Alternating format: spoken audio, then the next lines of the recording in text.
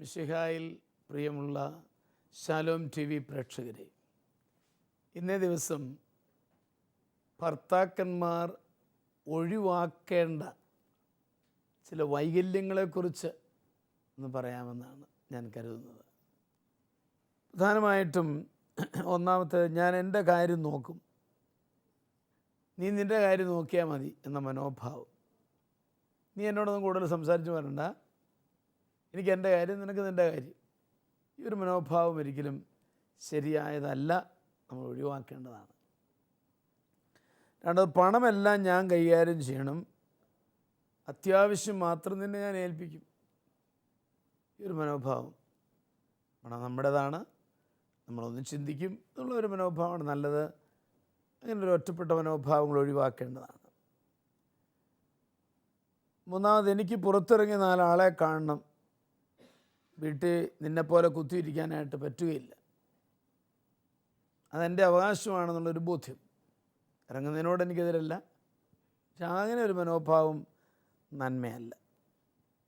4, ധനസമ്പാദനം മാത്രമാണ് എൻ്റെ കടമ. ആ മനോഭാവം, ഞാൻ കാശുണ്ടാക്കും, അതെൻ്റെ ജോലിയാണ്, ഒക്കെ ഒന്നും എനിക്കറിയേണ്ട ആവശ്യമില്ല. പിള്ളേർക്ക് എന്തെങ്കിലും കുഴപ്പം പറ്റിയാൽ അത് നിൻ്റെ കുഴപ്പമാണ്, നിൻ്റെ ജോലിയാണ് പിള്ളേരെ വളർത്തേണ്ടത്. ഈ ഒരു മനോഭാവം നമ്മൾ ഒഴിവാക്കണം. 5, എനിക്ക് എൻ്റെ അമ്മയും എൻ്റെ സഹോദരങ്ങളും കഴിഞ്ഞിട്ട് നീയൊക്കെ ഉള്ളൂ എന്നുള്ള മനോഭാവം വിവാഹ ജീവിതത്തിൽ നന്മയല്ല എന്നുള്ളെടുത്ത് പറയുകയാണ്. തിരുവചനം എല്ലാവർക്കും അറിയാം, എഫേസ്യർ 5:31. എന്താ അവിടെ പറയുക? മാതാപിതാക്കളെ വിട്ട് ഭാര്യയോട് അവൻ ഒന്നു ചേരണം എന്നാണ് പൗലോസിന്റെ വാക്കുകൾ. അതുകൊണ്ട് വിടുക എന്ന് പറയുന്നത് അക്ഷരാർത്ഥത്തിലെടുക്കാനല്ല ഞാൻ പറഞ്ഞത്. അവർ കഴിഞ്ഞിട്ടേ ഭാര്യയുള്ളൂ എന്നുള്ള മനോഭാവങ്ങൾ നന്മയല്ല എന്നുള്ളത് എടുത്തു പറയുകയാണ്.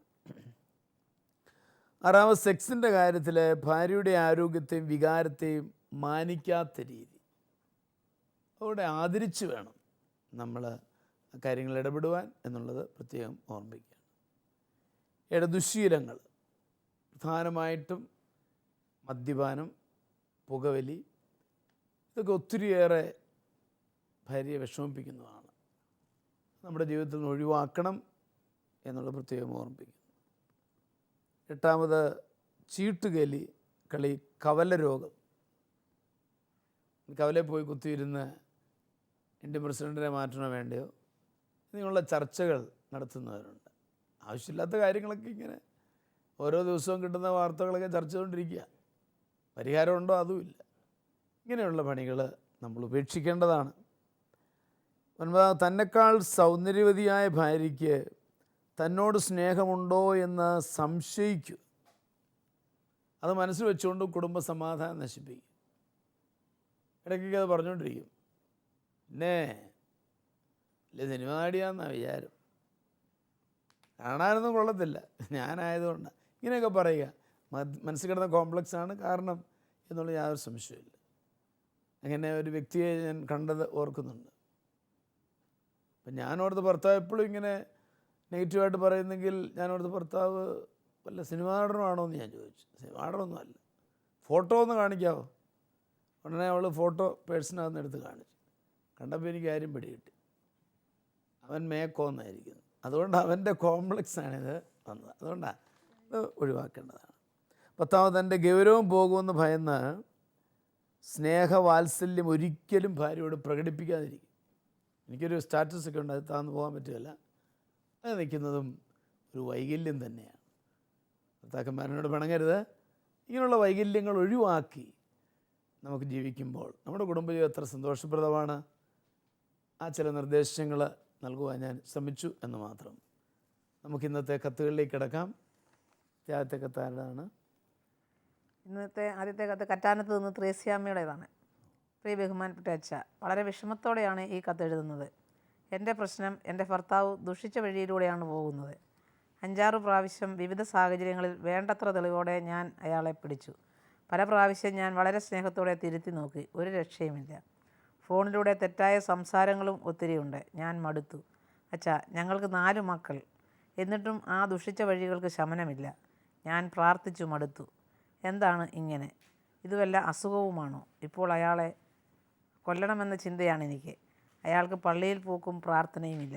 ഈ സാഹചര്യത്തിൽ എന്ത് ചെയ്യണമെന്ന് ആവശ്യമായ മാർഗനിർദ്ദേശങ്ങൾ നൽകണമേ. തീർച്ചയായിട്ടും ത്രേസ്യാമ്മയുടെ വിഷമം ഞാൻ മനസ്സിലാക്കുന്നു. ഭർത്താവ് വിശ്വസ്തതയില്ലാതെ ജീവിക്കുമ്പോൾ ഏത് ഭാര്യയ്ക്കും വിഷമം ഉണ്ടാകും, യാതൊരു സംശയവുമില്ല. സ്നേഹത്തോടെ തിരുത്തിയിട്ടും സ്വീകരിക്കാത്ത നിലയ്ക്ക് എനിക്ക് പറയാനുള്ളത് ഒരു മാരേജ് കൗൺസിലിങ് പോകുവാനായിട്ട് പ്രേരിപ്പിക്കുന്നത് നല്ലതാണ്. കാരണം അത് നമ്മൾ തന്നെ, പ്രത്യേകിച്ച് ഇപ്പം മേലും ത്രേസ്യാമ്മ നന്നായിട്ട് തിരുത്തി എന്നുള്ളത് എനിക്ക് സന്തോഷമാണ്. സ്നേഹത്തോടെ തിരുത്തി നോക്കി ഒന്നും സമ്മതിക്കാത്ത സ്ഥിതിക്കാണ് ഞാൻ സജസ്റ്റ് ചെയ്യുന്ന ഒരു മാരേജ് കൗൺസിലിംഗ് വളരെ നല്ലതാണ്. ചിലപ്പോൾ അതിന് സമ്മതിച്ചൊന്നും വരില്ല, ഞാനതും മനസ്സിൽ കാണുന്നുണ്ട്. ത്രേസ്യാമ്മ മനസ്സ് മടുക്കാതെ പ്രാർത്ഥന തുടരണം. ഈശോയുടെ തിരുരക്തം തളിച്ച് പ്രാർത്ഥിക്കണം. വിശ്വാസത്തോടെ പ്രാർത്ഥിച്ചാൽ ഈ ദുഷിച്ച വഴികൾ മാറിപ്പോകും, ഉറപ്പാണ്. ഹെബ്രായർക്കുള്ള ലേഖനം 9:13-14 വാക്യങ്ങൾ പറയുന്നത് പോലെ നിർജീവ പ്രവൃത്തികളിൽ നിന്നും ഈശോയുടെ രക്തം നമ്മെ രക്ഷിക്കും. അതുകൊണ്ട് പ്രാർത്ഥനയാണ് എനിക്ക് രണ്ടാമതായിട്ട് പറയാനുള്ളത്. മൂന്നാമതായിട്ട്, അസുഖമായി ഹൈലി സെക്ഷുവൽ ആയവരുണ്ട്, എന്നാൽ അതും കൗൺസിലിങ്ങിൽ വ്യക്തമാകണം. അതുകൊണ്ട് എനിക്ക് വെറുതെ ഒരു ചാടിക്കയറി ഒരു നിഗമനത്തിലെത്താൻ എനിക്ക് താല്പര്യമില്ല. ഏതുപോലെ അദ്ദേഹം നിർദ്ദേശിക്കുന്നത് പോലെ നീങ്ങുകയാണ് നല്ലത്. ഏതാണോ ഏറ്റവും നല്ലതെന്ന് തോന്നുക അതനുസരിച്ച് നീങ്ങുക. വിഷമം കൊണ്ട് കൊല്ലണമെന്നൊക്കെ പറഞ്ഞത് ഞാൻ മനസ്സിലാക്കുന്നു. അത് ത്രേസ്യാമ്മയുടെ ഉള്ളൊന്നുമല്ല, എന്നാലും ഇങ്ങനെ വിഷമം വരുമ്പം അങ്ങനെയൊക്കെ ചിന്തിച്ചു പോകുന്നതാണ്, എനിക്ക് മനസ്സിലാവുന്നുണ്ട്. എന്നാൽ അതൊരു പരിഹാരമേ അല്ല എന്ന് നമുക്കെല്ലാം അറിയാവുന്നതാണ്. ദൈവം ത്രേസ്യാമ്മയുടെ കയ്യിൽ അദ്ദേഹത്തെ തന്നിരിക്കുകയാണ്. സ്നേഹം കൊണ്ടും പ്രാർത്ഥന കൊണ്ടും അയാളെ നേടണം. ഇനി ഒരുപക്ഷെ ഒരു ദമ്പതി ധ്യാനം ഒന്ന് നിർദ്ദേശിച്ച് നോക്കുക. രണ്ടുപേരും കൂടെ പോകുന്നതാണ് നല്ലത്. അപ്പോൾ 1 കൊരിന്തോസ് 7:14 പറയുന്നത് പോലെ ഭാര്യ ഭർത്താവിനെ വിശുദ്ധീകരിക്കണം. അത് നമ്മുടെ കടമയാണ്. അതാണ് രക്ഷയുടെ വഴി. തുറന്ന് പറയട്ടെ, അതാണ് സ്വർഗത്തിലേക്കുള്ള വഴി. അതുകൊണ്ട് ത്രേസ്യാമ്മ അതിനൊരു തീവ്രതയോടെ തീരുമാനമെടുത്ത് ഏതൊക്കെ രാജ്യം കുറേയേറെ കാര്യങ്ങൾ നിർദ്ദേശിച്ചത് എനിക്കറിയാം. ഏതാണ് നമ്മുടെ സാഹചര്യത്തിൽ പറ്റുന്ന അതനുസരിച്ച് അതിലൂടെ നീങ്ങണമെന്ന് ആണ് എനിക്ക് പറയാനുള്ളത്. നിമ്മി എന്ത് പറയുന്നു? പറയുന്നത് ഭർത്താവ് ദൂഷിച്ച വഴിയിലൂടെ നടന്നാൽ ഭാര്യമാർക്ക് സഹിക്കാൻ പറ്റില്ല. അവർ വേണ്ടത്ര തെളിവോടെയാണ് പിടിച്ചിരിക്കുന്നത്. ഇപ്പം ഫോണിലൂടെയുള്ള സംസാരവും തെറ്റായ രീതിയിലാണ്. അതെല്ലാം അവർ വളരെ ശ്രദ്ധിച്ചിട്ടുണ്ട്. അപ്പം പരിഹാരം പ്രാർത്ഥനയാണ്. വിശ്വാസത്തോടെ പറഞ്ഞതുപോലെ മടുപ്പ് കൂടാതെ പ്രാർത്ഥിക്കണം. പിന്നെ ഒരു മാരേജ് കൗൺസിലിങ്, ഫാമിലി കൗൺസിലിങ് നടത്തുക, എവിടെയെങ്കിലും നല്ല അച്ഛന്മാരുടെ അടുത്ത് കൊണ്ടുപോയി കൗൺസിലിങ് നടത്തുക. പിന്നെ ഇവർ രണ്ടുപേരും കൂടി പോയി ദമ്പതി ധ്യാനം കൂടുന്നത് നന്നായിരിക്കും. ഇവരുടെ 4 മക്കളുണ്ട്. 4 മക്കളും ഇതൊക്കെ കണ്ടു വളരുന്ന കുഞ്ഞുങ്ങളും എന്നാൽ അവരുടെ ഭാവിയെങ്കിലും ഓർത്ത് ഈ അപ്പൻ നല്ല വഴിയിലേക്ക് തിരിച്ചു വന്നിരുന്നെങ്കിൽ അതിനുവേണ്ടി നമുക്കും പ്രാർത്ഥിക്കാം. ഭാര്യയുടെ വിശ്വസ്തയായ ഭാര്യ ഭർത്താവിനെ വിശദീകരിക്കാനായിരിക്കും ഒരു പക്ഷേ അവരെ ഈ ഭർത്താവിന് നൽകിയത്. ഭർത്താവിനെ വിശദീകരിക്കാൻ ഇവരെ അയാളെ ഏൽപ്പിച്ചിരിക്കുന്നത്. അപ്പം അവരുടെ പ്രധാന ദൗത്യം ഭർത്താവിനെ രക്ഷപ്പെടുത്തുക എന്നുള്ളത്. അപ്പം നന്നായിട്ട് പ്രാർത്ഥിച്ച് മക്കളുമായിട്ടും ഒന്നിച്ചിരുന്ന് പ്രാർത്ഥിച്ച് ഭർത്താവിനെ കൂടി അതിനകത്ത് ഉൾപ്പെടുത്താൻ നോക്കണം. സാധിക്കത്തില്ലെങ്കിൽ ഇവർ അമ്മയും മക്കളും കൂടെ ഒന്നിച്ചിരുന്ന് പരിഹാര പ്രവൃത്തി എന്തെങ്കിലും ചെയ്ത് ഉപവാസിച്ചോ ഒക്കെ പ്രാർത്ഥിക്കുക. മടുപ്പ് കൂടാതെ പ്രാർത്ഥിച്ചാൽ ഈ ഭർത്താവിനെ നേടുവാൻ സാധിക്കും. നന്നായിട്ട് പ്രാർത്ഥിച്ച് മറ്റുള്ളവരുടെയും പ്രാർത്ഥനാ സഹായം നേടാൻ മധ്യസ്ഥ പ്രാർത്ഥന നടത്തുക. നമുക്കും അവർക്ക് വേണ്ടി പ്രത്യേകം പ്രാർത്ഥിക്കാം. പറഞ്ഞതുപോലെ തിരുരക്തം തളിച്ച് വിശദീകരിച്ച് പരിശുദ്ധാത്മാവിനാൽ നിറയ്ക്കാൻ പ്രാർത്ഥിക്കാം. അങ്ങനെ പ്രാർത്ഥിക്കുമ്പോൾ പരിഹാരം ഉണ്ടാകും. നിങ്ങളുടെ അഭിപ്രായത്തിൽ പ്രാർത്ഥനയോടൊപ്പം തന്നെ പരിഹാര പ്രവൃത്തികൾ കൂടെ ചെയ്ത് ഭർത്താവിനെ നേടിയെടുക്കുവാനായിട്ട് ശ്രദ്ധിക്കണം. നമുക്ക് നേടേണ്ടത് ഭർത്താവിനെയല്ലേ. ഭർത്താവിനെ വിശദീകരിക്കുക എന്നുള്ളത് നമ്മുടെ ഒരു പ്രധാന ദൗത്യമാണ്. അപ്പോൾ എന്ത് പരിഹാരം ചെയ്താലും തിരക്കില്ല, നമുക്ക് അദ്ദേഹത്തെ നേടണം.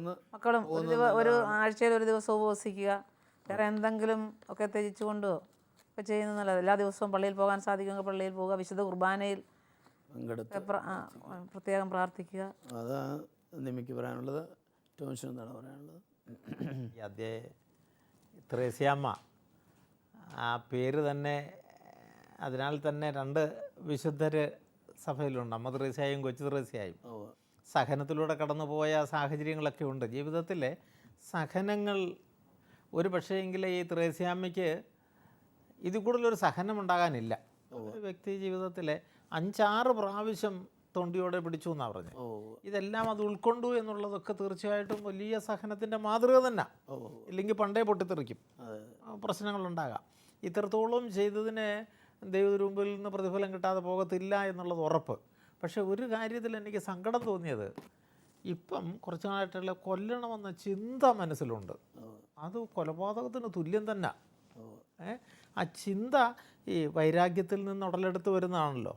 ആ ചിന്ത തിരുരക്തം കൊണ്ട് ആദ്യമേ ത്രേസ്യാമ്മയുടെ ഹൃദയത്തിൽ നിന്ന് കഴുകിക്കളയണം. സീരിയസ് ആയിരിക്കില്ല, ഒരു വിഷമം കൊണ്ട് പറഞ്ഞു. എന്നാലും ചിന്തയുണ്ടെന്നാ എനിക്കങ്ങ് തോന്നിപ്പോകുന്നല്ല, ചിന്തയുണ്ടെന്നാ പറഞ്ഞത്. എഴുത്തിൽ നിന്ന് മനസ്സിലാക്കുന്നത് ഇച്ചിരുടെ ഗൗരവത്തിൽ അതിനെ ഞാൻ കാണുന്നു. അപ്പം അങ്ങനെ എന്തെങ്കിലും ഹൃദയത്തിൽ ആ ഒരു ചിന്തയായിട്ട് കടന്നു വന്നിട്ടുണ്ടെങ്കിൽ, ഒരിക്കലെങ്കിലും അങ്ങനെ ചിന്തിച്ചു പോയെങ്കിൽ അത് പാപം തന്നെയാണ്. അപ്പം അതുകൊണ്ട് അതാദ്യമേ കഴുകി ഈശോയുടെ അടുത്ത് മാപ്പ് ചോദിച്ച് അത് കഴുകി കളയണം. കളഞ്ഞാലേ നമ്മുടെ പ്രാർത്ഥനയുള്ള പ്രാർത്ഥന തമ്പുരാൻ്റെ സന്നിധിയിൽ സ്വീകാര്യമാകത്തുള്ളൂ. അപ്പം അതുകൊണ്ട് അത് 2-4 മക്കളെന്നാണ് പറഞ്ഞത്. ഈ കുഞ്ഞുങ്ങളുടെയും കെട്ടിയവൻ്റെയും ഒരു വലിയ ദൗത്യം ദൈവം എന്നെ ഏൽപ്പിച്ചിരിക്കുന്നു എന്നൊരു ബോധ്യം ഹൃദയത്തിൽ കൊടുക്കണം. നിലവിളിച്ച് പ്രാർത്ഥിക്കണം. അതിനേ ഉള്ളൂ പരിഹാരം. അച്ഛൻ മുമ്പേ പറഞ്ഞതുപോലെ ഇത് രോഗം ആകാം, പലർക്കും ഇങ്ങനെ രോഗമായിട്ടുണ്ട്. രോഗമാണെങ്കിൽ ഇതിന് ട്രീറ്റ്മെൻറ്റ് ആവശ്യമാണ്. അതാണോ ഇല്ലയോ എന്നുള്ളത് അത് കൗൺസിലിങ്ങിലൂടെ കറക്റ്റ് ചെയ്യപ്പെടുത്തുള്ളൂ. അപ്പോൾ കൗൺസിലിംഗ് അത്യാവശ്യമാണ്. അത് ത്രേസ്യാമ്മ ഒറ്റയ്ക്ക് ശ്രമിച്ചിട്ട് പറ്റുന്നില്ലെങ്കിൽ അദ്ദേഹത്തിൻ്റെ വീട്ടുകാരും ആരെങ്കിലും കൂടെ കൂട്ടിക്കൊണ്ട് കൗൺസിലിങ്ങിന് പോകുന്നത് അടിയന്തരമായിട്ട് ചെയ്യേണ്ട ഒരു കാര്യമാണ്. അതിന് ഒത്തിരി നീട്ടിക്കൊണ്ട് പോകണ്ട. എന്നിട്ട് അവിടെ രോഗിയാണെങ്കിൽ ട്രീറ്റ്മെൻറ്റ് ആവശ്യമാണ്. ഇല്ലെങ്കിൽ കൗൺസിലിങ്ങോ ധ്യാനമോ വഴിയായിട്ട് മാറ്റപ്പെടുത്താവുന്നതേ ഉള്ളൂ. അതിന് മറ്റൊരു ചിന്ത മനസ്സിലേക്ക് കടന്ന് വരാതിരിക്കണം. നമ്മുടെ ദൈവം വിശ്വസ്തനാണ്. കണ്ണുനീരിൻ്റെ മുമ്പിൽ മറികടന്ന് പോകുന്ന ദൈവമല്ല നമ്മുടെ ദൈവം. അപ്പോൾ അതുകൊണ്ട് കണ്ണുനീരോടെ പ്രാർത്ഥിച്ചു. ഈ ഹൃദയവേദന തമ്പുരാന് സമർപ്പിക്കുക. ഈ സഹനം എല്ലാവർക്കും ജീവിതത്തിൽ ഉണ്ടാകുന്നുണ്ട്. ആ സഹനം ദൈവത്തിന് സമർപ്പിക്കുന്നവർക്ക് മാത്രമാണ് അത് അനുഗ്രഹമായി തീരുക. കുറേ സഹിച്ചു എന്നുള്ളത് കൊണ്ട് അത് നമുക്ക് അനുഗ്രഹമാകണമെന്നില്ല. സഹനം കർത്താവിന് സമർപ്പിക്കുക, കർത്താവിൻ്റെ പീഡാസഹനത്തോട് ചേർത്ത് വെച്ച് കാഴ്ചവെക്കുകയും എൻ്റെ പിതാവായ ദൈവം അവൻ എന്നെ വിളിച്ചതാ, ആ വിളി അവൻ്റെ പിന്നാലെ ചെല്ലാനാ. അവിടെ കഷ്ടതയുണ്ട്, സഹനമുണ്ട്, വേദനയുണ്ട്, അപമാനമുണ്ട്, നിന്ദനമുണ്ട്, കുരിശുമരണമുണ്ട്. ഇതെല്ലാം അവൻ ഏറ്റെടുത്തതാണ്. എനിക്കും അതിന് അവകാശപ്പെട്ടതാണെന്നുള്ളൊരു ബോധ്യം എല്ലാ ക്രൈസ്തവനും ഉണ്ടാകേണ്ടതാണ്. എന്നെ അവൻ വിളിച്ചതാണെങ്കിൽ അവൻ്റെ വഴി എൻ്റെ പിന്നാലെ കുരിശു കൊടുത്ത് വരാൻ പറഞ്ഞ കർത്താവിൻ്റെ പിന്നാലെയാണ് നമ്മൾ നടക്കുന്നതെങ്കിൽ ഇതെല്ലാം ജീവിതത്തിൽ ഉണ്ടാകും. ഇതുണ്ടാകുമ്പോൾ മടുത്തു പോകാതെ എനിക്ക് മുമ്പേ എൻ്റെ കർത്താവ് ഇതെല്ലാം സഹിച്ചതാണ്, ആ പാതയിലൂടെയാണ് എന്നെയും കൊണ്ടുപോകണത്, എനിക്കിതിൽ നിന്നൊരു ഉദ്ധാനമുണ്ട്. ആ ഒരു പ്രത്യാശയോടെ മുന്നേറാൻ നമുക്ക് പറ്റണം. തീർച്ചയായിട്ടും ത്രേസ്യാമ്മ സഹോദരിയോട് ചേർന്ന് നിന്നുകൊണ്ട് തീർച്ചയായിട്ടും ഈ വേദനയിലൊക്കെ ഇത്രയും സന്തോഷത്തോടെ അത് സഹിച്ചു മുന്നോട്ട് പോയ വ്യക്തി എന്നുള്ള നിലയ്ക്ക് ഈ സ്വഭാവമുള്ള ഭർത്താവിൽ നിന്ന് 4 മക്കളെ സ്വീകരിക്കുകയും അതുങ്ങളെ വളർത്തുകയും ചെയ്യുന്നയാളെന്നുള്ള നിലയ്ക്ക് വിശുദ്ധയുടെ ആ ഒരു പദവിയിൽ തന്നെയാണ് നിൽക്കുന്നതെന്ന് ഓർത്തുകൊള്ളുക. അത് നഷ്ടപ്പെടുത്തി കളയുന്ന ചിന്തകൾ മനസ്സിൽ വെക്കാതിരിക്കുക, ഈശോയ്ക്ക് സമർപ്പിക്കുക. ജീവിത പങ്കാളിയെയും കുഞ്ഞുങ്ങളെയൊക്കെ ഈശോയ്ക്ക് സമർപ്പിച്ച് പ്രാർത്ഥിക്കുക. അവൻ്റെ തിരുരക്തം കൊണ്ട് അച്ഛൻ പറഞ്ഞതുപോലെ അവൻ്റെ ഈശോയുടെ തിരുരക്തം കൊണ്ട് ഈ വ്യക്തിയെ കഴുകട്ടെ. ഈ വ്യക്തിയുടെ ആസക്തി അതിനാൽ തന്നെ നിർവീര്യമാക്കപ്പെടാൻ ഈശോയോട് പറയുക. ആ എല്ലാ അവയവങ്ങളും വിശുദ്ധീകരിക്കപ്പെടട്ടെ. എല്ലാ അവയവങ്ങളും പ്രത്യേകിച്ച് ലൈംഗിക അവയവങ്ങളൊക്കെ ഈശോയുടെ തിരുരക്തം കൊണ്ട് കഴുകി വിശുദ്ധീകരിക്കാനായിട്ട് പ്രാർത്ഥിക്കുക. കഴുകി വിശുദ്ധീകരിച്ച് ഈ വ്യക്തിയിൽ പരിശുദ്ധാത്മാവ് കൊണ്ട് നിറയ്ക്കാൻ, കഴുകി മാലിന്യങ്ങൾ കഴുകി കളയുന്നതോടൊപ്പം ആത്മാവ് കൊണ്ട് നിറയ്ക്കാനും പ്രാർത്ഥിക്കണം. അതും ആവശ്യമാണ്. അപ്പോൾ അതുകൊണ്ട് തിരുരക്തം കൊണ്ട് കഴുകി വിശുദ്ധീകരിച്ച് പരിശുദ്ധാത്മാവിനാൽ നിറയ്ക്കണമേ എന്ന് രാവിലെ എഴുന്നേൽക്കുമ്പം മുതലേ റിപ്പീറ്റ് ചെയ്ത് പ്രാർത്ഥിച്ചു. ജോലി എടുക്കും, വീട്ടിലെ കാര്യങ്ങളൊക്കെ പോകുമ്പം ഇത് തന്നെ റിപ്പീറ്റ് ചെയ്ത് പ്രാർത്ഥിച്ചാൽ തീർച്ചയായിട്ടും ദൈവം കേൾക്കും, വിടുതൽ കിട്ടും. ത്രേസ്യാമ്മ ഭാരപ്പെടേണ്ട. പ്രത്യാശയോടുകൂടി നമ്മുടെ കർത്താവിൽ വിശ്വസിക്കുക, അവൻ ത്രേസ്യാമ്മയെ കൈവിടത്തില്ല. തീർച്ചയായിട്ടും നല്ലൊരു കുടുംബജീവിതത്തിലേക്ക് നിങ്ങളെ ദൈവം കൊണ്ടുപോകും. അതുകൊണ്ട് പ്രത്യാശയോ കൈവിടാതെ, എൻ്റെ ദൈവം എൻ്റെ കൂടെയുണ്ട്, എൻ്റെ ഈ സഹനങ്ങളിൽ എന്നെ തനിച്ചു വിടുന്നവനല്ല എൻ്റെ ദൈവം, എൻ്റെ കണ്ണീരിൻ്റെ മുമ്പിൽ എന്നെ മറികടന്ന് പോകുന്നവനല്ല എൻ്റെ ദൈവം, അവൻ ജീവിക്കുന്നവനാണ്, എൻ്റെ വേദനകൾ കാണുന്നവനാണ്, എന്നെ ഇത് ഏൽപ്പിച്ചു തന്ന്, ഈ കെട്ടിയവനെ ഏൽപ്പിച്ചു തന്ന്, കുഞ്ഞുങ്ങളെ ഏൽപ്പിച്ചു തന്നിട്ടുണ്ടെങ്കിൽ അത് തീർച്ചയായിട്ടും വഴിയിൽ വിട്ടിട്ട് പോകുന്നവനല്ല. വിളിച്ച ദൈവം വിശ്വസ്തനാണ്, വഴിയിൽ വിട്ടിട്ട് അവൻ പോകത്തില്ല എന്നുള്ള ബോധ്യത്തോടെ പ്രാർത്ഥിക്കുക. തീർച്ചയായിട്ടും കർത്താവ് ഫലം തരും. ഞങ്ങളും പ്രാർത്ഥിക്കാം. അപ്പോൾ തീർച്ചയായിട്ടും നമ്മൾ പറഞ്ഞു വെക്കുന്നത് ഒരു കൗൺസിലിംഗ് മസ്റ്റാണ്. അതോടൊപ്പം തന്നെ പ്രാർത്ഥനയുടെ ശക്തി കൊണ്ട് ആ ഭർത്താവിനെ നേടിയെടുക്കണം. അതിനായിട്ട് ത്രേസ്യാമ്മയ്ക്ക് ശക്തി കിട്ടാൻ ഞങ്ങളും പ്രാർത്ഥിച്ചു കൊള്ളാം. അടുത്ത കത്തിലേക്ക് കിടക്കാം അല്ലേ? അടുത്ത കത്ത് മല്ലപ്പള്ളിയിൽ നിന്നും സാബു എഴുതുന്നതാണ്. പ്രിയ അച്ഛ, ഞങ്ങൾക്ക് 3 മക്കളാണ്. ഞാൻ കുറേ കാലം ഗൾഫിൽ ജോലി ചെയ്തിരുന്നു. ഇപ്പോൾ നാട്ടിലാണ്. എൻ്റെ ജീവിത പങ്കാളിയുമായി മാനസിക പൊരുത്തമില്ലാതെയാണ് ഞാൻ പോകുന്നത്. വീട് വൃത്തിയാക്കാനോ നന്നായി ഭക്ഷണം പാകം ചെയ്യാനോ എന്നെയോ മാതാപിതാക്കളെയോ സ്നേഹിക്കാനോ അവൾ ശ്രദ്ധിക്കാറില്ല. എൻ്റെ മാതാപിതാക്കളും സഹോദരങ്ങളുമായി അവൾ വഴക്കാണ്. ഞാൻ അല്പം മദ്യപിക്കും. ആ പേരും പറഞ്ഞാണ് പ്രശ്നങ്ങൾ. അവളുടെ ഈ വിധമുള്ള പെരുമാറ്റമാണ് മദ്യം ഉപയോഗിക്കാൻ എന്നെ പ്രേരിപ്പിക്കുന്നത്. ബന്ധം വേർപെടുത്തിയാലോ എന്ന് ഞങ്ങൾ ചിന്തിക്കുന്നു. ഞങ്ങളുടെ കുഞ്ഞുങ്ങളെ ഓർക്കുമ്പോൾ അത് സാധിക്കുന്നില്ല. എന്തു ചെയ്യണം? ശാലോമിലൂടെ മറുപടി തരണമേ. സാബുവിൻ്റെ വിഷമം മനസ്സിലാക്കുകയാണ്. തീർച്ചയായിട്ടും ശാലോം ശ്രദ്ധിക്കുന്നയാളാണ്. മറുപടിയും ശാലോമിലൂടെ പ്രതീക്ഷിക്കുന്നതിൽ ഞങ്ങൾ സന്തോഷിക്കുകയാണ്. ഒരു സ്ത്രീയെ നേടാനുള്ള ഏറ്റവും പറ്റിയ മാർഗം അവൾക്ക് സാബുവിൻ്റെ സ്നേഹം ബോധ്യപ്പെടുത്തി കൊടുക്കുകയാണ്. സ്ത്രീയെ സ്വാധീനിക്കുന്ന വലിയ ശക്തിയാണ് സ്നേഹം. അതാണ് എനിക്ക് സാബുവിനോട് പറയാനുള്ളത്. സാബു വ്യക്തിപരമായി അവൾക്ക് സ്നേഹം കൊടുത്താൽ അവളെ നേടാൻ സാധിക്കും. ബാക്കി എല്ലാം പുറകെ വന്നുള്ളൂ. സാബു മദ്യപിക്കുന്നതിന് ഒരു കാരണവശാലും നീതീകരിക്കാൻ ഞങ്ങൾക്ക് സാധിക്കില്ല. അതുകൊണ്ടാണ് ഞാൻ മദ്യപിക്കുന്നത് എന്ന് സാബു പറഞ്ഞിട്ടുണ്ട്. മദ്യപാനം ഒരു പരിഹാരമല്ലല്ലോ. അവളുടെ പെരുമാറ്റം മാറ്റാൻ മദ്യം ഒരു മരുന്നല്ല. ഞാനിങ്ങനെ മദ്യപിച്ചതുകൊണ്ട് പറഞ്ഞാൽ അവളെ ഇനി ശരി മദ്യപിക്കുക എന്നാൽ മാറിയേക്കാം എന്ന് കരുതുകയില്ല.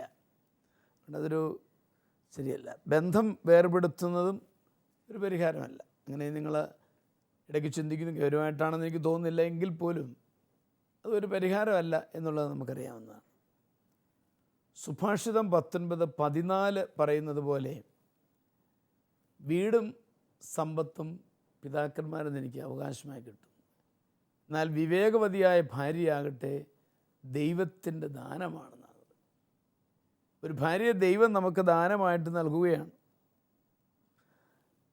ഒരു കാര്യം ഉറപ്പാണ്, അത് സാബുവിന് ഉറപ്പാണെന്ന് എനിക്കറിയാം, ദൈവത്തിന് തെറ്റുപറ്റില്ല. ദൈവം സാബുവിന് വേണ്ടി ഈ ഭാര്യയെ കരുതിയതാണെങ്കിൽ ഏറ്റവും യോജിച്ച വ്യക്തിയാണ് നൽകിയിരിക്കുന്നത് എന്ന് വിശ്വസിക്കണം. അതുകൊണ്ട് യോജിച്ച പങ്കാളിയാണ് അവളെന്ന ബോധ്യം സാബുവിൻ്റെ മനസ്സിൽ ഉണ്ടാവട്ടെ എന്നാണ് എനിക്ക് ആശംസിക്കാനുള്ളത്. ദൈവം തന്ന അറിവ് ഉപയോഗിച്ച് പെരുമാറ്റങ്ങളിൽ ഇച്ചിരി മാറ്റം വരുത്തണം. അച്ഛനിപ്പോൾ സംസാരിക്കുമ്പോൾ അച്ഛൻ്റെ അഭിപ്രായം പറയാമെന്ന് വിചാരിക്കരുത്. അല്ല, പ്രാർത്ഥനയോടുകൂടി സംസാരിക്കുമ്പോൾ അത് ദൈവത്തിൻ്റെ സംസാരം തന്നെയാണ്. അങ്ങനെ എടുക്കണം. സാധിക്കുമെങ്കിൽ രണ്ടുപേരും കൂടെ ഒരു മാരേജ് കൗൺസിലിങ്ങിന് പോകുന്നത് നല്ലതാണ്. കാരണം ചില ബോധ്യങ്ങളൊക്കെ നമുക്ക് കൊടുക്കാവുന്നതിലേറെ കൗൺസിലർക്ക് കൊടുക്കാൻ സാധിക്കും. അതുകൊണ്ടാണ് അച്ഛനത് റെക്കമെൻഡ് ചെയ്യുന്നത്. അതിനകത്തൊരു കുഴപ്പമില്ല. അല്ലെങ്കിൽ ഒരു ദമ്പതി ധ്യാനം ഉപകാരപ്പെടും. ഏതാണെന്നുള്ളത് ആലോചിച്ച് തീരുമാനിക്കുക. സാബു നിരാശപ്പെടാതെ പ്രതീക്ഷയോടെ ദൈവം തന്ന കുടുംബജീവിതം ശോഭനമാക്കാനായിട്ട് പ്രാർത്ഥനാപൂർവ്വം ശ്രമിക്കുക. ദൈവത്തിനൊന്നും അസാധ്യമല്ല. ഇതേപ്പറ്റി എന്താണ് ടോമിന് പറയാനുള്ളത്? തീർച്ചയായിട്ടും സാബു ഒരു നല്ല കുടുംബജീവിതം ആഗ്രഹിക്കുന്ന വ്യക്തിയാണെന്ന് കത്തിലൂടെ വ്യക്തമാണ്. അപ്പം അതിന് തടസ്സമായി നിൽക്കുന്നത് അവളുടെ പോരായ്മകളാണെന്നും സാബു അതെടുത്ത് പറയുന്നുണ്ട്.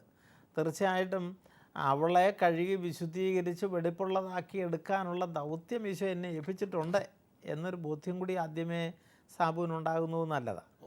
എഫെസൂസുകാർക്ക് എഴുതിയ ലേഖനത്തിൽ പറയുന്ന കറയോ ചുളിവോ മറ്റു കുറവുകളോ ഇല്ലാതെ മഹത്വപൂർണയായി അവളെ പ്രതിഷ്ഠിക്കുക എന്നത് സാബുവിൻ്റെ ഉത്തരവാദിത്വത്തിൽപ്പെട്ട് നിൽക്കുന്നു. അതുകൊണ്ട് അവൾ വീട് വൃത്തിയാക്കുന്നില്ല. ഒരു പക്ഷേ അവളുടെ വീട്ടിൽ ആ ഒരു സാഹചര്യത്തിലായിരിക്കില്ല കൊച്ചു വളർന്നു വന്നിരിക്കുന്നത്. അതിൽ ശ്രദ്ധിച്ച് കാണത്തില്ലായിരിക്കും. മാതാപിതാക്കളും അങ്ങനെ ആയിരുന്നായിരിക്കാം. വീട് വൃത്തിയാക്കാനോ അങ്ങനെയുള്ള കാര്യങ്ങളിൽ അങ്ങനെ ഒന്ന് രണ്ട് കാര്യങ്ങൾ പറഞ്ഞു. വീട് വൃത്തിയാക്കത്തില്ല, നന്നായിട്ട് ഭക്ഷണം പാചകം ചെയ്ത് കൊടുക്കത്തില്ല. ഒരു പുരുഷനെ സംബന്ധിച്ചിടത്തോളം അവൻ ആഗ്രഹിക്കുന്ന കാര്യങ്ങളാണ് ഇതൊക്കെ. അതൊക്കെ കിട്ടാതെ വരുമ്പോൾ മാനസികമായിട്ട് അവന് ബുദ്ധിമുട്ടുണ്ടാകുക എന്നുള്ളത് സ്വാഭാവികം. ഈ സാബുവിൻ്റെ മിസ്സസ് ഇത് കേൾക്കുന്നെങ്കിൽ എൻ്റെ കുഞ്ഞെ, കുടുംബജീവിതത്തിൽ ഏറ്റവും ഒരു ഭാര്യ ചെയ്യേണ്ട അടിയന്തരമായിട്ടുള്ള കാര്യങ്ങളാണിതൊക്കെ. നന്നായിട്ട് ഭർത്താവിന്, പുരുഷന്മാർക്ക് നന്നായിട്ട് ആഹാരം ഉണ്ടാക്കി കൊടുക്കുകയും സ്നേഹത്തോടെയുള്ള പരിചരണവും കൊടുത്താൽ അവനെ ഏത് അവസ്ഥയിൽ നിന്നും ഭാര്യയുടെ ഇഷ്ടത്തിന് കൊണ്ടുപോകാൻ പറ്റും. അപ്പോൾ അതുകൊണ്ട് മോളവരോട് ഇത് കേൾക്കുന്നുണ്ടെങ്കിൽ സാബുവിനോട് പോയി പറയാനുള്ളത്, സാബു ഈ കൗൺസിലിംഗ് ചെയ്ത് ശാലുവും കാണുന്നയാളാണെങ്കിൽ അവളെ കൂടെ വിളിച്ച് ഇരുത്തി കൗൺസിലിൽ ഈ ലെറ്ററുകൾ വായിക്കുന്നതും ഇതിന് മറുപടിയൊക്കെ എല്ലാ ദിവസവും കേൾക്കാൻ ശ്രമിക്കുക. കേട്ട് കഴിഞ്ഞാൽ ഒരു പക്ഷേയെങ്കിൽ ഏതെങ്കിലുമൊക്കെ അവളുടെ ഹൃദയത്തിലും തട്ടുന്നുണ്ടാവും. അപ്പോൾ അതുകൊണ്ട് അങ്ങനെ ഒരു മാറ്റം വരുത്തിയെടുക്കാം. പിന്നെ നിങ്ങൾ ഒരു ധ്യാനത്തിന് പോകുന്നത് നല്ലതാണ്. പോയി നിങ്ങളുടെ പ്രശ്നങ്ങൾ ഒരു ധ്യാനത്തിലെ ഒരു കൗൺസിലറുടെ അടുത്ത് എന്ന് പറഞ്ഞ് അതിനൊരു പരിഹാരം ഉണ്ടാക്കാനും ഒക്കെ ആയിട്ട് ദൈവം വഴി ഒരുക്കും. സാബു ഈ പറഞ്ഞതുപോലെ പ്രാർത്ഥിക്കുന്നയാളാകണം. പ്രാർത്ഥിക്കുന്നതിനെ പറ്റി അത്രയും വ്യക്തമായിട്ടൊരു ചിത്രം ഇതിനകത്ത് പറയുന്നില്ല. സാബുവിൻ്റെ മദ്യപാനം അച്ഛൻ പറഞ്ഞ പോലെ നിർത്തണം. അതൊരിക്കലും ഭൂഷണമല്ല. ഒരു മദ്യപാനിക്കും കുടുംബത്തെ ചുമരെ കൊണ്ടുപോകാൻ പറ്റത്തില്ല. അത് അടിവരയിട്ട് ഓർത്തുകൊള്ളുക. കുഞ്ഞുങ്ങളെയും ഭാര്യയെയും നിയന്ത്രിച്ച് ഭംഗിയായിട്ട് കൊണ്ടുപോകണമെങ്കിൽ കുടുംബനാഥനായിട്ട് ജീവിക്കണം. കള്ളും കുടിച്ച് വരുന്ന ഒരുത്തന് ഭാര്യയോ കുഞ്ഞുങ്ങളോ നിയന്ത്രിച്ച് കൊണ്ടുപോകാൻ പറ്റത്തില്ല എന്ന യാഥാർത്ഥ്യം സാബു ഉറപ്പായിട്ടും ബോധ്യപ്പെടണം, നിർത്തണം. ഞാൻ പറയുന്നത്, ഇന്ന് സാബു ഇത് കേൾക്കുന്നെങ്കിൽ കേൾക്കുന്ന ആ നിമിഷത്തിൽ മദ്യപാനത്തോട് വിട പറയണം. എന്നിട്ട് ആദ്യം സാബു തന്നെ വന്ന് വീട് വൃത്തിയാക്കാനൊന്ന് തുടങ്ങിക്കേ. അവൾ പുറകെ കൂടും. ഒന്നല്ല രണ്ടാമത്തെ പ്രാവശ്യം അവൾ കൂടും. എടി ബാടി, നമുക്ക് നല്ല ഇന്ന് നമുക്കിതുണ്ടാക്കണം എന്നും പറഞ്ഞിട്ട് അവിടെ കൂടെ കൂടിക്കൊണ്ട് അവൾക്ക് ഒത്തിരി ആ ശീലം കിട്ടിയിട്ടില്ലെങ്കിൽ അവളെ കൂടെ പ്രോത്സാഹിപ്പിച്ച് ഇന്ന് നമുക്ക് കോഴി മേടിച്ച് കറി വെക്കണോടി, ഇന്ന് ഈ മീൻ നമുക്ക് കറി എന്നൊക്കെ പറഞ്ഞൊന്ന് പ്രോത്സാഹിപ്പിച്ചാൽ 3 കുഞ്ഞുങ്ങളില്ലേ. ഇത് ഡൈവേഴ്സ് ചെയ്തിട്ട് എങ്ങോട്ട് പോകാനാ, എന്ത് ചെയ്യാനാ? അതുകൊണ്ട് ആ ചിന്തകളൊക്കെ വിട്ടിട്ട് അവളെ കറക്റ്റ് ചെയ്ത് കൂടെ കൊണ്ടുവരാനായിട്ട് ശ്രദ്ധിക്കുക. സാബുവിൻ്റെ മാതാപിതാക്കളെയും സഹോദരങ്ങളെയും അവൾ സ്നേഹിക്കത്തില്ല, അവരുമായിട്ട് വഴക്കിടുന്നു എന്നൊക്കെ പറഞ്ഞതൊക്കെ അവളുടെ ഭാഗത്തു നിന്നുള്ള മിസ്റ്റേക്കാണ്. അതിനൊന്നും നമ്മൾ ന്യായീകരിക്കുന്നില്ല. പക്ഷേ സാബു അവളെ കൂടെ നിർത്തിക്കൊണ്ട് പോയാൽ അവൾ ഇവരെയും സ്നേഹിക്കും സാവകാശം. അപ്പം പിന്നെ പ്രാർത്ഥന, നിങ്ങൾ ഒന്നിച്ചിരുന്ന് പ്രാർത്ഥിക്കുന്നേ. നമ്മുടെ കർത്താവിൻ്റെ അടുത്ത് കണ്ണുനീരൊഴുക്കി പ്രാർത്ഥിക്കരുത്. തീർച്ചയായിട്ടും കുടുംബം ദൈവത്തിൻ്റെ സംവിധാനമായതുകൊണ്ട് അത് ശിഥിലപ്പെടാൻ ഒരിക്കലും ദൈവം അനുവദിക്കത്തില്ല. അതുകൊണ്ട് ശക്തമായിട്ട് പ്രാർത്ഥിക്കുക. സ്നേഹം കൊടുത്ത്, അച്ഛൻ പറഞ്ഞതുപോലെ അവൾക്ക് സ്നേഹം കൊടുത്തവളെ കീഴടക്കുക. അവളുടെ പോരായ്മകൾ അറിയാതെ അവളെ അതിൽ നിന്ന് മോചിപ്പിക്കണം. അതിനാ കൂട്ടായ്മയെന്ന് പറയുന്നത്. ഇപ്പം ഉദാഹരണത്തിന് ഞാൻ പറഞ്ഞാൽ, എൻ്റെ ഒരു കൈ ശോഷിച്ചതാണെങ്കിൽ അടുത്ത് നിൽക്കുന്ന സഹോദരൻ ഇവൻ ഒറ്റ കയ്യനാണെന്നും പറഞ്ഞ് എൻ്റെ ഈ ശോഷിച്ച കൈ പൊക്കിക്കാണിക്കുകയല്ല വേണ്ടേ. അടുത്ത് നിന്നുകൊണ്ട് അറിയാതെ അവൻ്റെ കൈ ആയിട്ട് ഇവൻ്റെ കൈ കൊണ്ട് പ്രവർത്തിച്ചു കഴിഞ്ഞാൽ അവിടെ ആ ന്യൂനത ഇല്ലാതാകും. ആ ഒരു വിധത്തിൽ സാബുവിൻ്റെ പങ്കാളിയാണ് അവളുടെ പോരായ്മകൾ ഹൈലൈറ്റ് ചെയ്യുന്നതിന് പകരം അവളുടെ പോരായ്മകൾ നികത്തിക്കൊണ്ട് പോയിട്ട് അവളെ വിശുദ്ധീകരിച്ച് കൊണ്ടുവരാനും കുടുംബത്തെ അനുഗ്രഹത്തിലേക്ക് നയിക്കാനും സാബുവിന് പറ്റും. തീർച്ചയായിട്ടും ദൈവത്തിൻ്റെ പരിശുദ്ധാത്മാവ് സാബുവിനെ സഹായിക്കും. പരിശുദ്ധാത്മാവിനെ വിളിച്ച് പ്രാർത്ഥിക്കുക. ഈശോ പറഞ്ഞത്, ഞാൻ പോകുന്നത് നല്ലത്, ഞാൻ പോയാൽ എന്നും നിങ്ങളുടെ കൂടെ ഇരിക്കാൻ സഹായകനായ കാര്യസ്ഥനെ അയക്കാവുന്ന പരിശുദ്ധാത്മാവിനെ അവൻ അയച്ചു തന്നു. നമ്മുടെ കാര്യസ്ഥനാണ്, നമ്മളുടെ കൂടെയുണ്ട്. ബോധ്യപ്പെട്ടുകൊണ്ട് പ്രാർത്ഥിക്കുക, പരിശ്രമിക്കുക. ദൈവം മനോഹരമായ കുടുംബത്തിലേക്ക് നിങ്ങളെ തിരിച്ചു കൊണ്ടുവരും. നമുക്ക് പ്രാർത്ഥിക്കാം. അവനെ സ്വീകരിച്ചുകൊണ്ട് അവന് ആവശ്യമായ സ്നേഹം കൊടുത്തുകൊണ്ട് ഭാര്യയെ കർത്താവിന് വേണ്ടി നേടണമെന്നുള്ളതാണ് മനുഷ്യൻ്റെ ആശയം. നിമ്മി എന്ന് പറയുന്നു. സാബുവിന് ദൈവം കൊടുത്തതാണ് ഈ ജീവിത പങ്കാളി. അപ്പോൾ അവളുടെ കുറവുകളോടുകൂടി തന്നെ അവളെ സ്വീകരിക്കുക. ഇപ്പം എല്ലാവരും അവൾക്കറിയാൻ, അല്ലെങ്കിൽ അവൾ വീട് വൃത്തിയാക്കുന്നില്ലെങ്കിൽ അവളോട് പറയുക, നീ വീട് വൃത്തിയാക്കുക. എന്തെങ്കിലും ഭക്ഷണം പാകം ചെയ്യാൻ അറിയാൻ പാടില്ലെങ്കിൽ അവിടെ അമ്മച്ചിയുണ്ട്, ആ അമ്മച്ചിയോട് ചോദിച്ചിട്ട് അവൾക്ക് ഭക്ഷണം പാകം ചെയ്യാം. അവൾ ഭക്ഷണം അങ്ങനെ അവന് പറഞ്ഞു കൊടുക്കണം, എടീ നിനക്കറിയാൻ പാടില്ലെങ്കിൽ നമ്മുടെ അമ്മച്ചിയോട് ചോദിച്ചിട്ട്, അല്ലെങ്കിൽ സഹോദരങ്ങളോട് ചോദിച്ച്, എല്ലാവരോടും കൂടെ കൂട്ടായി ചേർന്ന് ഒരു സ്നേഹം അവിടെ ഉണ്ടെങ്കിൽ അവർക്ക് അറിയാൻ പാടില്ലെങ്കിൽ അമ്മച്ചിയോട് ചോദിക്കാം. അതുപോലെ തന്നെ ജീവിത പങ്കാളിയോട് ചോദിക്കാം. സാബു തന്നെ ഇവളോട് പറഞ്ഞു കൊടുക്കാം, വീട് വൃത്തിയാക്കുക, അല്ലെങ്കിൽ ഭക്ഷണം പാകം ചെയ്യുക, നന്നായിട്ട് ഭക്ഷണം ഏതായാലും കുറേ ദിവസം പറഞ്ഞു കഴിയുമ്പോൾ ഒരു ഭാര്യ അംഗീകരിക്കാതിരിക്കത്തില്ല. അവളെ സ്നേഹിച്ച് കഴിയുമ്പം അവൾ എന്തും ചെയ്യും. അവളെ നന്നായിട്ട് സ്നേഹിക്കുക, അവൾ ഭാര്യയാണെന്നുള്ളൊരു അംഗീകാരം കൊടുക്കുക. ഇവിടെ ഇപ്പം അവൾ മാനസിക പൊരുത്തമില്ല, അവൾ വീട്ടുകാരുമായിട്ട് വഴക്കാണ്. അതുകൊണ്ട് മാതാപിതാക്കൾക്കും സഹോദരങ്ങൾക്കുമാണ് മുഖ്യ സ്ഥാനം കൊടുക്കുന്നതെന്ന് തോന്നുന്നു. അവൾക്ക് ഒരു സ്ഥാനം കൊടുക്കാത്തതുപോലെ, മാനസിക പൊരുത്തമില്ല. അപ്പം അവൾക്ക് കൊടുക്കേണ്ട സ്ഥാനം അവൾക്ക് കൊടുക്കുക. അപ്പോൾ അവൾ തനിയെ അവനെ സ്വീകരിക്കുകയും പ്രായത്തിൽ കൂടുതൽ സ്നേഹം കൊടുത്ത് അവളെ നേടിയെടുക്കണം. അതോടൊപ്പം അമ്മച്ചിയോടും കൂടെ സഹകരിച്ച് പാചകം ചെയ്യാനും കാര്യങ്ങൾ ഭംഗിയാക്കാനും ഒക്കെ മുമ്പോട്ട് നീങ്ങണം എന്നുള്ളതാണ്. തീർച്ചയായിട്ടും ഇവിടെ നമുക്ക് സാബു നൽകിയ കത്തിന് പ്രത്യേകം നന്ദി പറയുകയാണ്. ഭാര്യയെ ഒന്ന് സഹകരിപ്പിച്ച് നേടിയെടുക്കാൻ ടോമച്ചൻ പറഞ്ഞ പോലെ, ബടി നമുക്ക് ഇന്ന് ഇന്ന പലഹാരം ഉണ്ടാക്കാം എന്നൊക്കെ പറഞ്ഞ് സ്നേഹത്തോടെ അവളെ ഉൾക്കൊള്ളുവാനും അങ്ങനെ അവളെ പഠിപ്പിച്ചെടുക്കുവാനും സാധിക്കും. അതിനാണ് ദൈവം സാബുവിൻ്റെ കയ്യിലേക്ക് അവളെ തന്നത് എന്നോർക്കുക. ഞങ്ങൾ തീർച്ചയായിട്ടും പ്രാർത്ഥിക്കാം. നമുക്ക് ഈ രണ്ട് കുടുംബങ്ങളെ ഈശോയ്ക്ക് സമർപ്പിക്കാം. നല്ലവനും സ്നേഹധീയമായ പൊന്നുതമ്പുരാനെ, ഇന്ന് ഞങ്ങൾ പ്രത്യേകമായും ത്രേസ്യാമ്മയുടെയും സാബുവിൻ്റെയും കുടുംബങ്ങളെ ഞങ്ങളുടെ തൃക്കരങ്ങൾ സമർപ്പിക്കുകയാണ്. കുടുംബങ്ങളുടെ ആവശ്യങ്ങൾ അടുത്തറിയുന്ന പൊന്നുതമ്പുരാനെ, കുടുംബത്തിൽ വന്ന് പിറന്നുകൊണ്ട് ഈ ലോകത്തെ മുഴുവൻ രക്ഷിച്ചതുപോലെ ഈ പ്രത്യേകമായും ഈ രണ്ട് കുടുംബങ്ങളിലേക്ക് കടന്നു ചെല്ലണമേ. അവിടുത്തെ പ്രശ്നങ്ങളെല്ലാം പരിഹരിച്ച് പൂർണ്ണമായിട്ടും അങ്ങയുടെ രക്ഷണീയമായ സ്പർശനം അവർക്ക് നൽകണമേ. ഞങ്ങൾ കേട്ടുകൊണ്ടിരിക്കുന്ന എല്ലാ കുടുംബങ്ങളെയും അങ്ങ് അനുഗ്രഹിക്കണമേ. അവരുടെ പ്രശ്നങ്ങളെല്ലാം എടുത്തു മാറ്റി അങ്ങയുടെ തിരുക്കുടുംബം പോലെ ആ കുടുംബങ്ങൾ രൂപാന്തരപ്പെടുത്തണമേ എന്ന് അങ്ങയോട് ഞങ്ങൾ പ്രാർത്ഥിക്കുന്നു. പിതാവും പുത്രനും പരിശുദ്ധാത്മാവുമായ സർവേശ്വര എന്നേക്കും ആമേൻ. ആമേൻ. ഈ പ്രോഗ്രാമിലേക്ക് കത്തുകളും അഭിപ്രായങ്ങളും അയക്കേണ്ട വിലാസം: to the producer, family counselling, Shalom television, Peruvannamuzhi PO, Kozhikode 673-528. Email info@shalomtelevision.com